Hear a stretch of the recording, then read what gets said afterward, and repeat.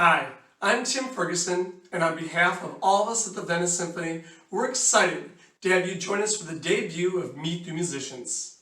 This will be a chance for us to get behind the music stands and learn about the talented individuals that join us on stage to make this wonderful ensemble.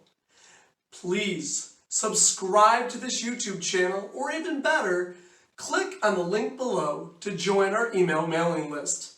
This will ensure you don't miss a single moment of all our new digital content. Well, without further ado, here's Meet the Musicians.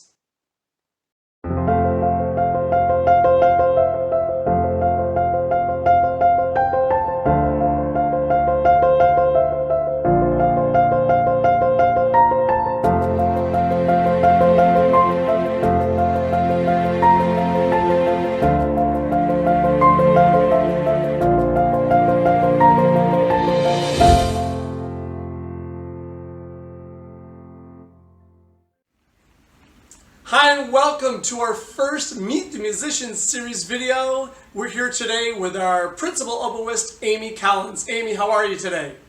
I am great. How are you, Tim? I'm doing great, and we're so excited to learn more about you, not only the musician, but the person. Would you tell us a little bit about yourself? Thank you so much for having me, first of all. I was born in Pennsylvania. I lived about 6 months of my life in Pennsylvania. Moved to Boston, where I mainly grew up. My father was transferred to Delaware, and then we were transferred back to Boston, then we were transferred to North Carolina. We came down here for a quick summer vacation, stayed at my uncle's condo, and the plan was to move back to Boston. And it never happened. My father bought a sailboat, and that was the writing on the wall. So we bought a house in Dunedin and lived on a canal that we tried to have the sailboat in, but that's a long story for another time. I love it. Now, there's always, speaking of long stories, there's always stories about how people found the instrument. Sometimes they find the instrument, sometimes the instruments find them. What's your story of finding the oboe? Well, I was a gymnast in my younger years, and when I was in 7th grade, I was really into gymnastics. My goal was to make it into the Olympics, and I would, again, we lived on a seawall. We lived on a canal that had a seawall, and my mother would have the phone dialed, the 9, and then ready to dial 11, because I would use the seawall as my balance beam. And I think about that now and think how crazy that is. But I would do flips and everything, and one day at school I was always the go-to person to do examples of whatever we were doing. And this one day we were doing all gymnastics, floor exercise, the pommel horse, the uneven bars. And I say it that way because it was very tragic. I missed the bottom. I did an extra flip and I missed the bottom bar, and I landed on my hip, and that was it. I was done. I went home and I said, "Mom, I'm done. I'm not going to do that anymore." And she said, "Oh, good."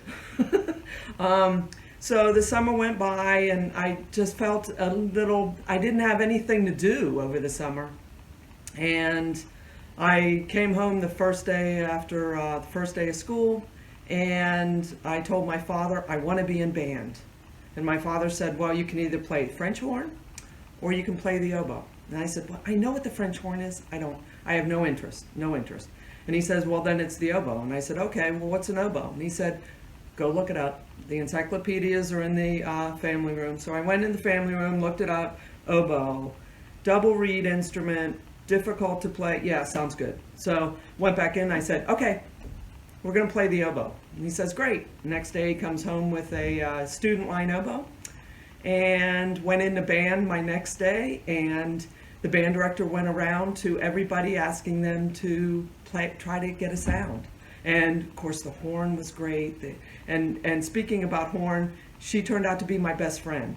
So later, in several months later, she told me that I turned all shades of red, I turned purple, and I was getting more and more purple, and I got a little out. The band director was about 5 feet tall, he jumped up and down and said, "You're going to be a great oboe player someday." And my best friend said, she squeaked. But here I am. Now, I can vouch. I've heard you play. It's much better than a squeak now. So obviously you continue to work on it. It's awesome. It sounds like your family were big proponents of you growing up and your parents. Tell me a little bit about your folks.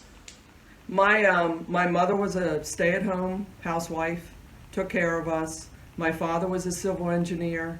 He loved the arts. He played violin in college, and they both went to every concert. And when they couldn't go to a concert, my father was always the one that would represent the family at the concert. Do they still get a chance to hear you perform and play? Unfortunately not. I lost my father 34 years ago, and I can keep track of the years because I was 7.5 months pregnant with my first child. Hospice was a wonderful thing when my father was passing. It was a long, drawn-out illness, but he passed away from kidney cancer. And hospice came in. They were so wonderful, and I knew I wanted to give back to hospice, but I didn't know how. And one day I read in the newspaper that hospice was offering music practicing classes to become a certified music practitioner to play by the bedside of ill patients. And so I thought, oh, that's it. And that's what I ended up doing. I did the 6-month course, interned. I played on many bedsides. One included was my former piano teacher, who was in a diabetic coma, had been in a coma for 2 months. I was called by her husband to come in, and I thought, okay, I'm going to play some piano pieces on oboe. And that's what I did, and I played a couple Clementine pieces, I was told, I got a phone call that evening that she had woken up and she thought she had dreamt that she heard an oboe playing Clementine. So then, of course, I had to go back and see her. But it's been a very, very interesting, difficult at times thing to do for people that are ill. Oh, that's the power of music. That's really, really cool. Yes, it is. It is. You mentioned, and I do know, that the oboe is a very difficult instrument to play. And I know a lot of that has to come from the different makeup of the reed. Would you tell us a little bit about that whole process of what goes into the reed? I actually own my own business that I make and sell oboe reeds all across the world. I sell about 300 a month. It's a piece of bamboo that's folded and wrapped, and the opening is about that big. I don't know if you can see that, but it's tiny. The opening is really, really tiny, so there's a lot of back pressure. The reed sounds like this. Not very appealing. It sounds like 2 blades of grass put together. But when you put it in the instrument, I hope it sounds really nice, because I like it. That's very cool. Tell us a little bit about getting started and how long you've been with the Venice Symphony. I started with the Venice Symphony about a 1.5 years ago. I was called in to sub for the Principal Oboist that had just stepped down. It was Mahler and Mozart concert. I had a blast, and from day one I was welcomed with open arms. It was like coming home to a family, and the more I got to know the people, the more wonderful I felt, and I just enjoy the Venice Symphony so much. Troy is amazing, by the way. And that woodwind section, it's a pretty tight-knit group, and I know some of you guys have known each other before your time with the symphony. Tell me some of the connections that you have with members of the woodwind section. I went to college with Kevin Fuller. He was several years ahead of me, but we've known each other for about 40 years, and he lives in the Tampa area, and I live in the Clearwater area, Tarpon Springs actually. So we meet up on the way to Venice. We meet up across the bridge, and we ride together, and it's like going home again. Kevin and I are the best of buddies.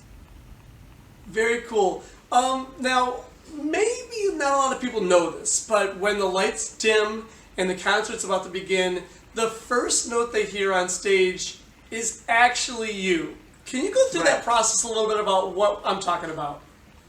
I play the A. I tune the orchestra. Now Marcus comes out on stage. He gets the applause. He gets the bow. I do all the work. It's just not fair. I don't know who decided that. It's not fair. Well, now we know that we'll look past the violin section and look into the woodwind section to realize that that note's being played. Now, why is it? Why is the oboe the one that establishes that tuning pitch? The oboe is most like the voice. So it's not the most stable instrument. That's what most people think. It is most like the human voice. So it's easier to hear. Very cool. This year we have an amazing, series of concerts. What are you looking forward to? What are some of the songs around the program that you're looking forward to playing? Oh, there's a couple really good ones. Swan Lake. I just love that ballet. I've played it several times with the different ballet productions that have come through the halls. And also Cavalier Rusticana. That's a very special place in my heart. When I met my husband, we were in the airport to play the first opera ever in the Bahamas, and it was Cavalier Rusticana. Very cool. And the neat thing through the modern, technology here, we actually want to share 2 clips of Amy performing those 2 pieces now. And let's get a chance to hear those 2 selections, which Amy will play now, which we'll get a chance to hear the Venice Symphony perform throughout the season.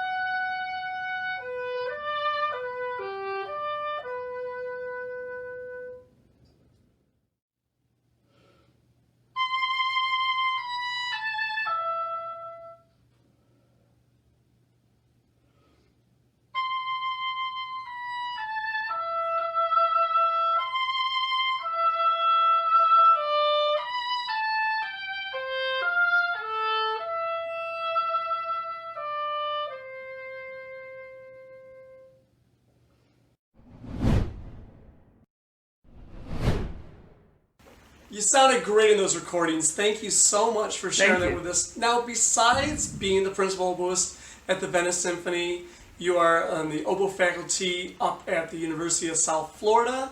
And I also know that you've had some pretty amazing experiences as a performer in Europe. Could you tell us a little bit about that? I was lucky enough to go with a choir from a Catholic church. They were approved to go play for the Pope, and I got to tag along, and it turned out to be the Feast of the Kings. I played a couple pieces, and I'm not Catholic, but the Pope turned around and did one of these things, and I thought, oh, that's so cool. And at the time there was she had to be 4 feet tall, nun. She ruled the roost. She said, you play, I point to you, you play, you not play, you not play, in very broken English. It was an amazing experience. Again, all these opportunities that musicians get, we don't realize it. Although your career as an Olympic gymnast never took off, although this year we have that show about the circus, maybe we can figure out. Okay, no. All right, I'm getting ahead of myself. This is so great getting a chance to talk to you. If you have advice to share with our viewers today, they could be 7, they could be 77. What would you share? Something that you've gone through in life, advice that you find is important for you? Go for your dreams.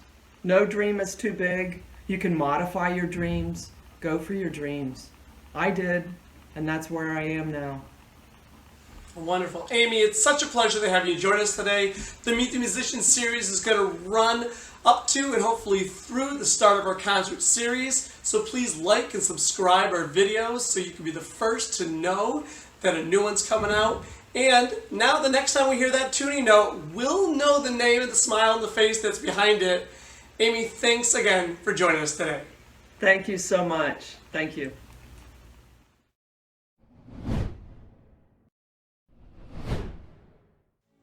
Thank you again, Amy, for joining us and all your time and effort that went into our first Meet the Musicians episode. We want to make sure you don't miss a single moment, so please subscribe to this YouTube channel and also become one of our email subscribers by clicking the link below. Now, the music that Amy performed for you, you'll get a chance to hear with the Venice Symphony later this season. Swan Lake will be performed part of our Under the Big Top, a tribute to the circus concert that's coming up in January. And Cavalier Rusticana will be part of the Games of Rome's concert in March. It's not too late to get tickets for both of these concerts and all the other events by contacting our box office or visiting us at thevenicesymphony.org. Thanks again for joining us and have a wonderful day.